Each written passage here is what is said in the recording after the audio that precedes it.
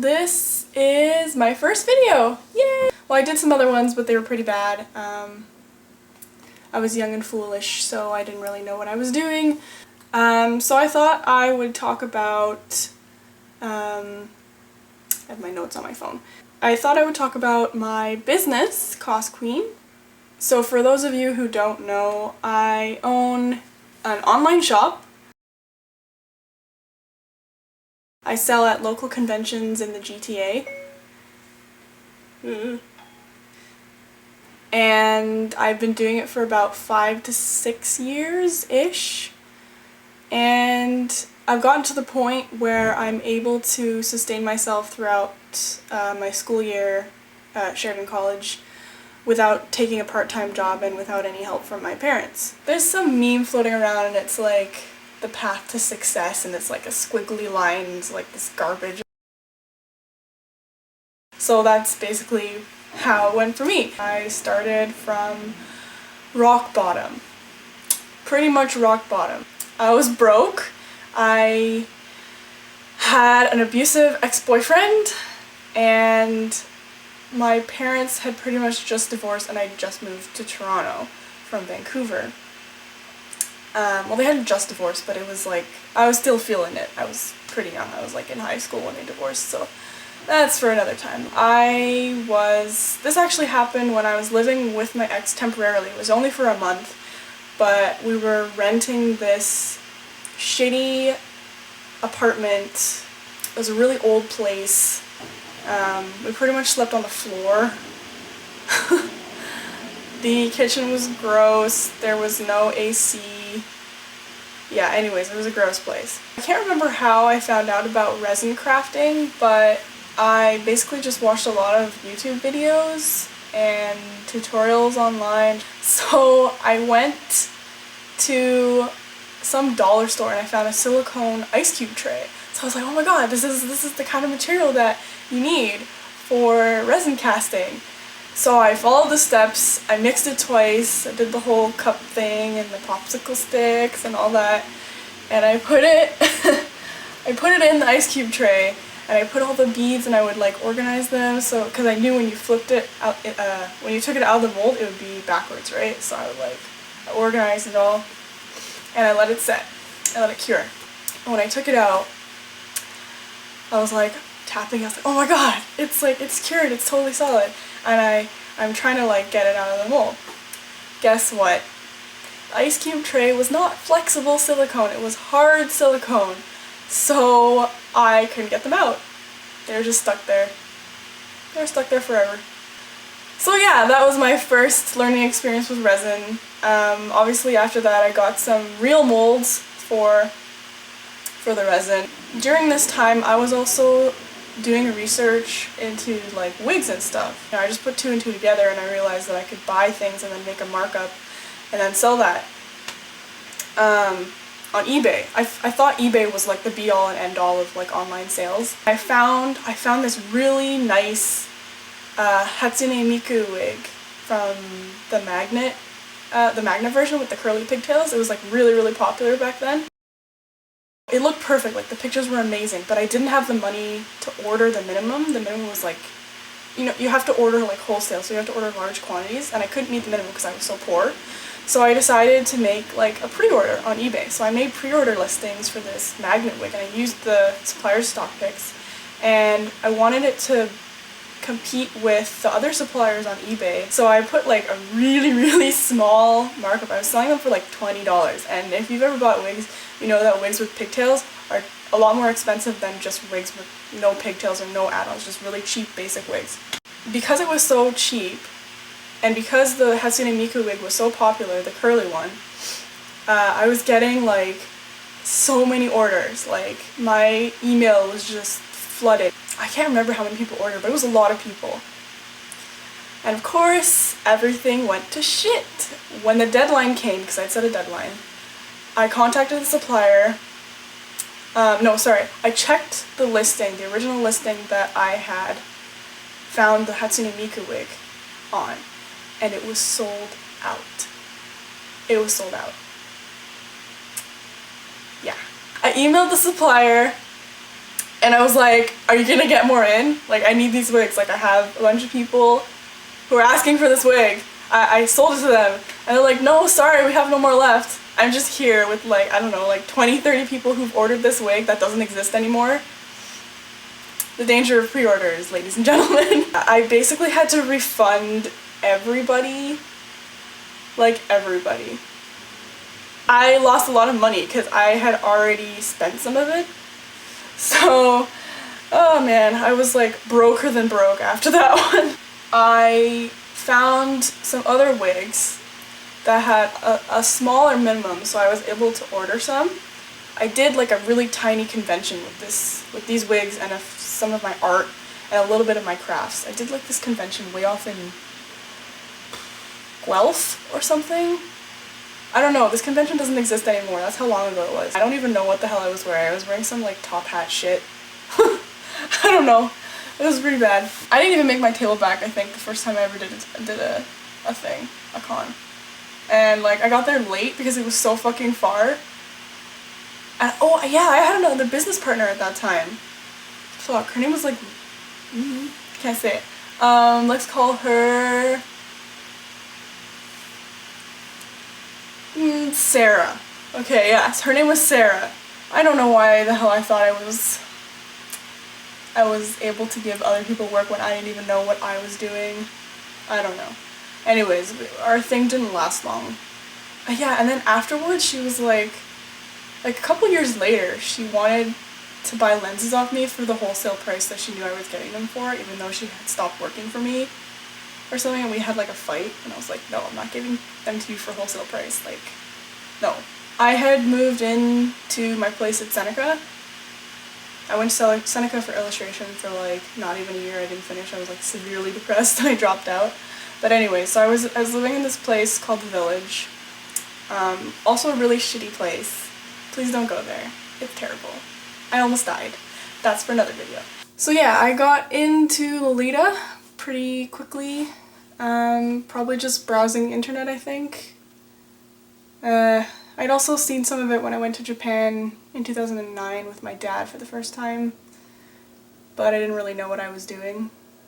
So after I did the research online, I found out more about it, and I saved up to buy my first Lolita dress, which was Baby Stars Shine Bright Sugar Rose Cake or something like that in blue. And I went to my first meetup, which was actually really nice. Everybody was super, super nice. We went to Pacific Mall, which is in Markham Scarborough area in Toronto. I'm from Canada. Hi. I met my new business partner there. We will call her Mai. It was sort of a toxic friendship, but I didn't really know back then. I was really young and I didn't know how to get rid of like negative people. But she did like teach me a lot about Lolita. I was still kind of doing like J-Rock Miyabi cosplay stuff on the side, but not as much. I kind of quit actually, but that's another story. She had a table at Anime North with Pinkly Ever After, and she offered me a spot to sell some of my crafts. I was like so honored because Anime North was like huge for me. It was like the biggest of the big. But I was like, okay, let's go for it. So I crafted like a fiend. I started out making these little like ice cream rings, just like pastel Lolita Fairy K jewelry. And it went really well. I made like $500 and I had like a sliver of table space, like tiny, seriously tiny. And I pretty much sold out. Nobody else was crafting pastel cute jewelry. I think it was fairly new. I was floored that I made that much, and so I gained confidence because of it. So we started planning our own table together. So she offered to share with me like half and half for next year. So we made like this crazy display. Yeah, it was crazy. I think I still have part of it, or maybe I threw it out, but it was like this giant paper castle with like pastel and glitter One side was like sort of pastel goth and the other was like pastel pastel. Or it was pretty fun, actually, I have to admit. But it was a lot of work, and yeah, I'd be crazy to do that again for a table. But anyways, so yeah, we split the table. Anime North came around, and it all like sort of blew up. Mai took forever to get ready. Like she sort of just like ditched me at the table because she was putting her makeup on and getting dressed and stuff, and it took, I think, over 4 hours. So I was just alone at this table, and I've never sold a whole table before. Okay, like last time when I had a sliver of a table, I wasn't even there. Like I just gave her my stuff and I took off. And then I was missing some of the display parts, which like she didn't get to me until later. The crowds were just coming in and like everything was like all over the place. She wasn't there. Yeah, I didn't sell with her again. I don't know, I made a clean break. I guess I sort of grew up a little bit and I realized I was just gonna have to be blunt and say I don't think we should be friends anymore. Because it was not a healthy friendship. So yeah, she got the hint, she got the message, and we didn't talk again. You know, it doesn't seem very stressful to me now in hindsight, but I remember I was having like nightmares about her. And like, I heard she was talking shit about me behind my back. I don't remember what, so it was kind of good that I got out when I did. Good learning experience.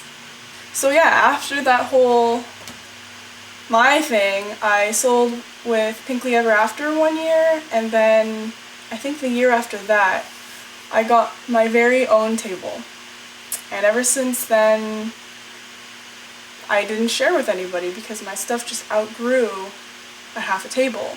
And now it's actually starting to outgrow my 6-foot tables, which is why I'm trying to get end caps now because, yeah, I just have too much stuff. It's kind of a pain in the butt to lug around everywhere. I think the most I've ever made was close to 5K at one con, which is, you know, I don't know, I think it's pretty good. I mean, and that's just one. That was like Fan Expo. I can't remember which year. But yeah, you can imagine doing like four or five cons like that, and you make around 1 to 2K per. Yeah, I can make around like 10K every summer. And if you're careful with your money and you don't like go crazy spending all of it on Lolita dresses, then yeah, you can save it up. I also did like online sales, which really helped. Since I set up my Star Envy, that's been helping a lot, especially with our Canadian dollar being so shitty. It wasn't an easy path. I dealt with a lot of bullshit from my ex.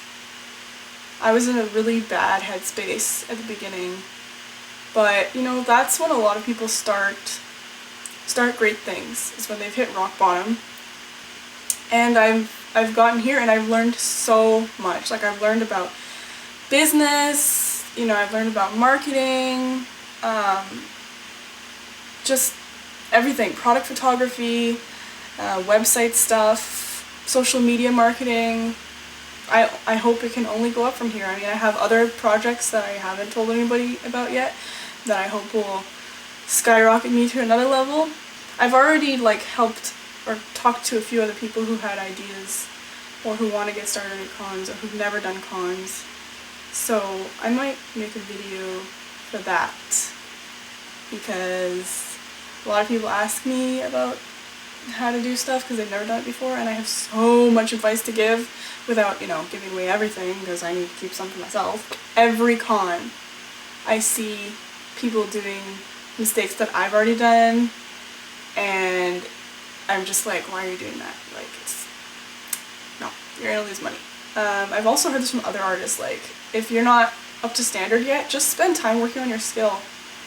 Don't focus on cons. Don't make that your be-all and end-all. Just focus on getting better at your skill, your craft, your art, whatever it is. Focus on that before you start getting excited about conventions. I stopped doing crafts because nobody wanted to pay what I felt I was worth.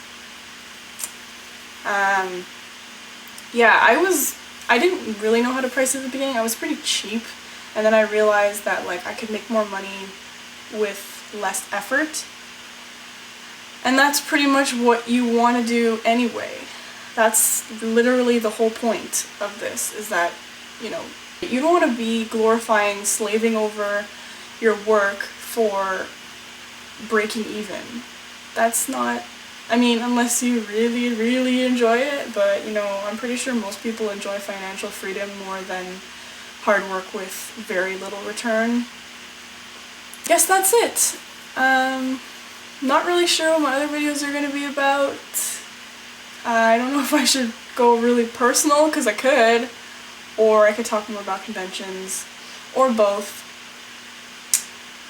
We will see. I'm very new to this. I apologize if I've offended somebody. I do apologize. Oh yeah, and I was going to do some makeup videos, because I really like makeup. I'm sure I won't have anything interesting to contribute, but I will try anyway. Okay. Bye!